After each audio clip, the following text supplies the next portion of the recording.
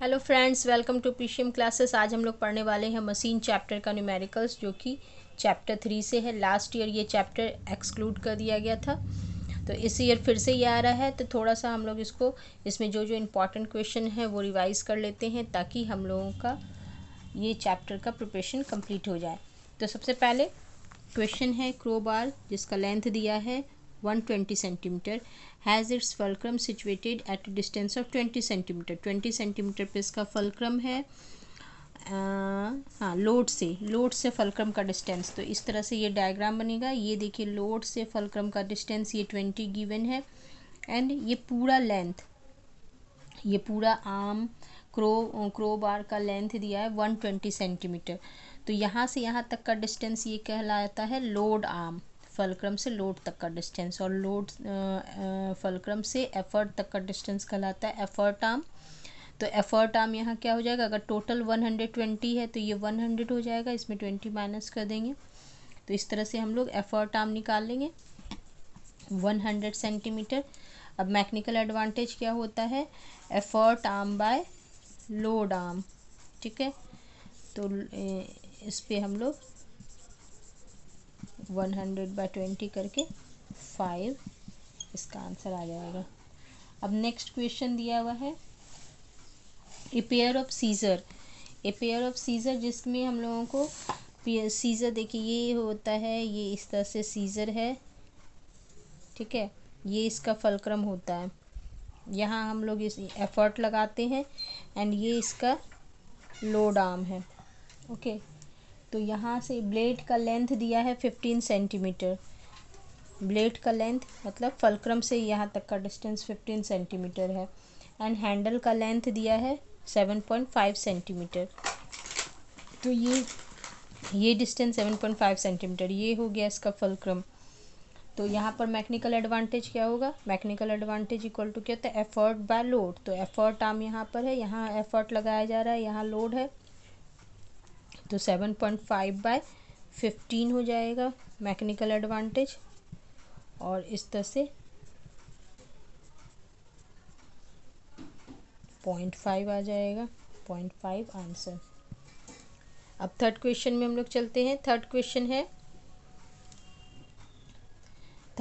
में दिया हुआ है force.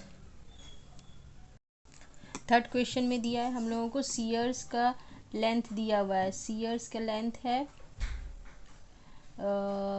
5 of 5 kgf is required to cut a metal sheet. A pair of shear used for cutting the metal sheet has its blade 5 centimeter long.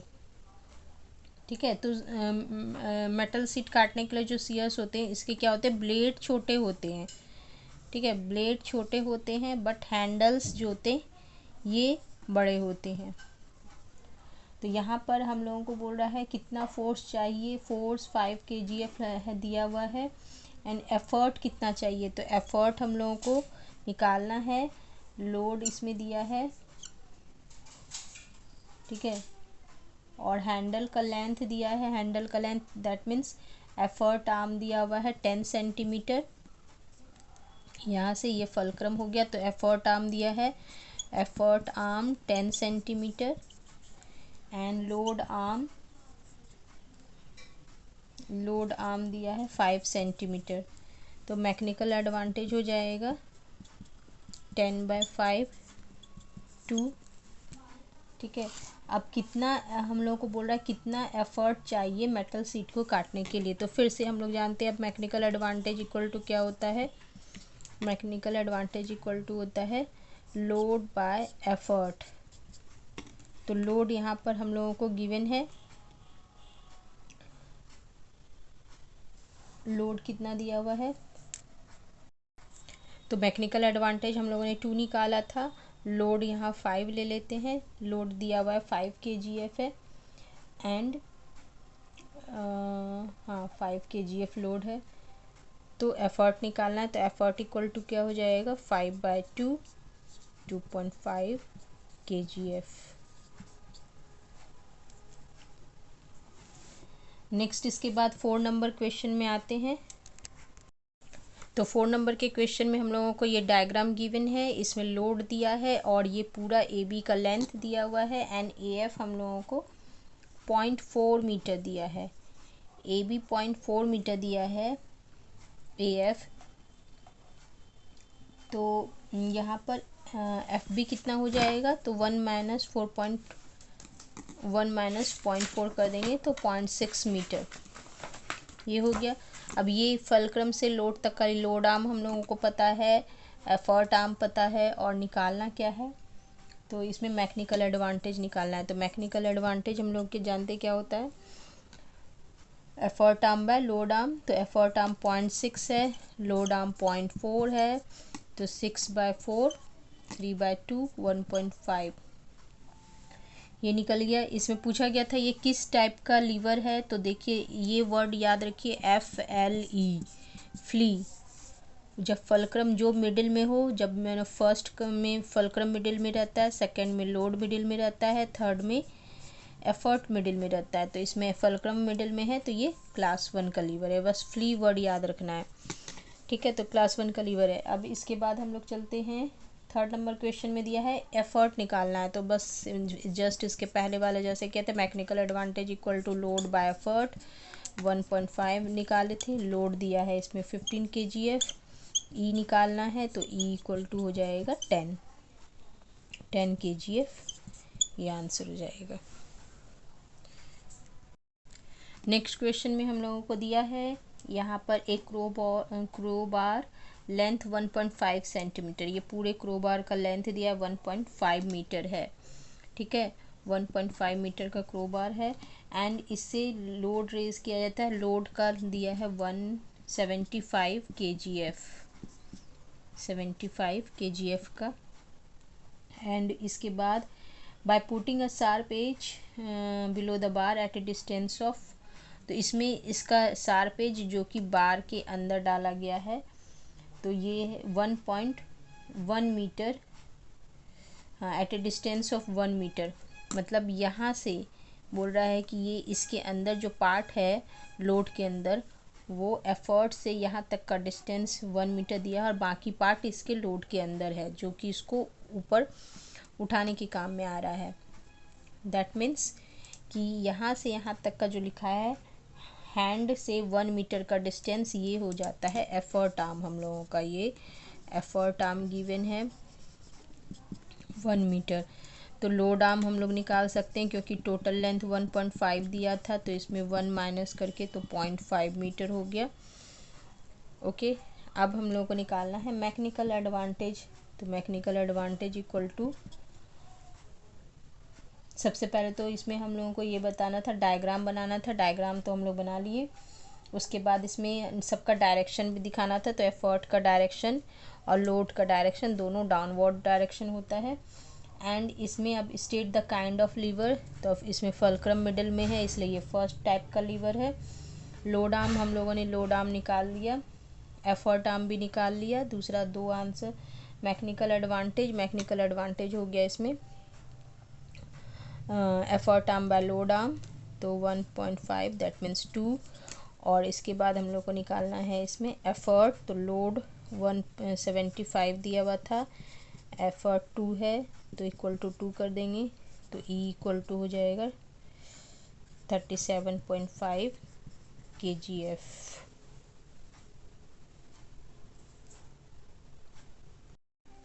Next question 6 number question में हम लोगों को दिया है ये एक पेयर ऑफ सीजर है जिससे कि जिसमें दिया है by a piece of cloth by keeping at a distance of 8 centimetre from its राइवेट।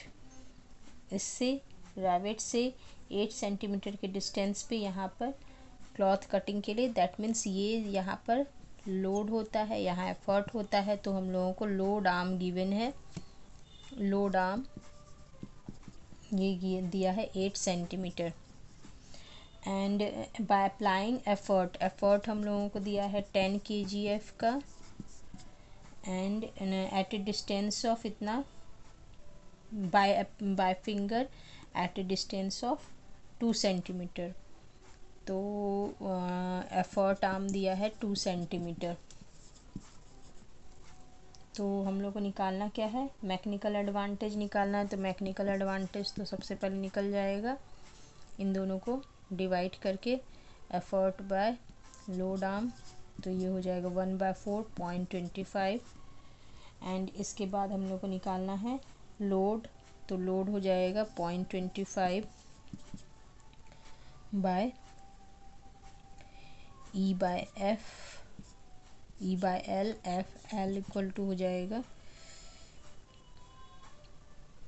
Sorry L by E, and L equal to E है 10, 0.25 तो 2.5 kgf।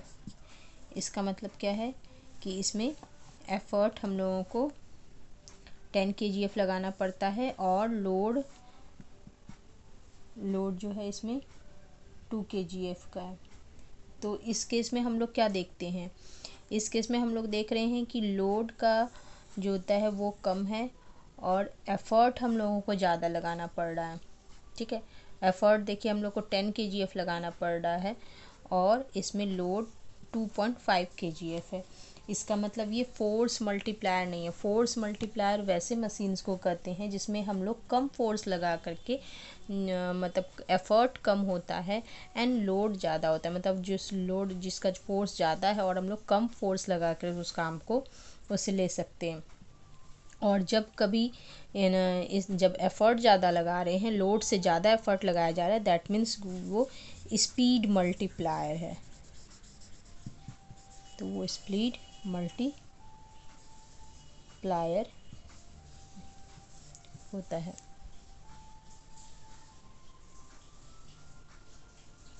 इसके बाद नेक्स्ट क्वेश्चन हम लोग चलते 7 नंबर क्वेश्चन।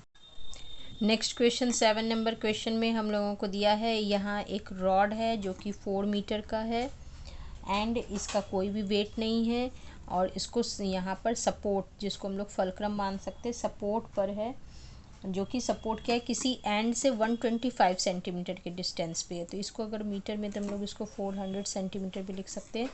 ठीक है, और a load of 18 kgf is suspended at a point of 60 centimetre from the support on the shorter and.